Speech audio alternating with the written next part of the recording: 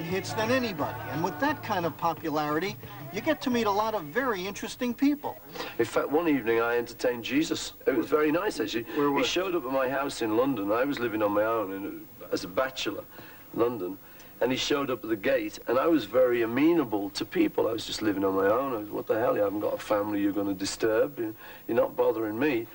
So I used to kind of generally spend a lot of time talking to these people. So this guy turned up, and I said, "Hi, who are you?" He said, "I'm Jesus Christ." I said, "You better come in then." So he came in. I said, "Look, I've got a session. We were recording Fixing a Hole for the Sgt. Pepper." I said, "Well, you better come to the session." I said, "But keep quiet, won't you?" I said, "Just sit in the corner, don't bother any, you'll be all right." You're telling Jesus this. So I had to tell all the guys, I said, it's Jesus, fellas, you know. I said, "You don't mind if he sits in on the session, do you?" I said, "No, no problem." Let me ask you about one of your new songs.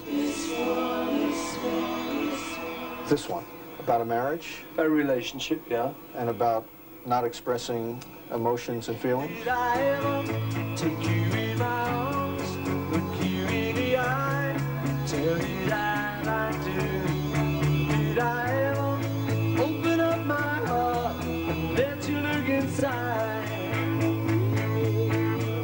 You get those moments sort of late at night, or when you're feeling sort of good, I don't know, you think, oh, you know, it'd be great to kind of, I hope I tell her I love her enough, and I hope I do all that.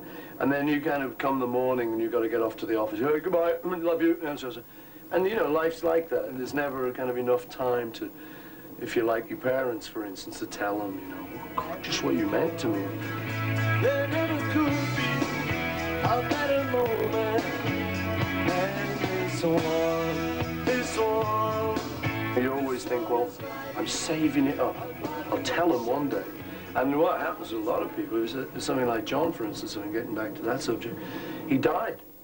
I was lucky. The last few months that he was alive, we'd managed to get our relationship back on track. And we were talking, we were having real good conversations, we were real nice and friendly. But George actually didn't, I don't think, get his relationship right. I think they were arguing right up until the end, which I'm sure is a source of great sadness to him. And I'm sure, you know, in the feeling of this song, that George was always planning to tell John he loved him, but time ran out. And so that's what the song's about, you know, is that, like, there never could be a better moment than this one. You know, now take this moment to say, I love you. It's quite the same. We don't want this to get out. No, no. Along the same line, so put it there. That's sort of a love story also. Yeah. If there's a fight, I'd like to fix it. I hate to see things go so wrong. Yeah, it's something my father used to say to me. He used to say, "Put it there, if it weighs a ton." It's like, you know, here's looking at you, kid. It's one of those. Sing along, put it there, if it weighs a ton. That's what a father said to his young son. I don't care if it weighs a ton, as long as you and I are here, put it there. As long as you and I are here, put it there.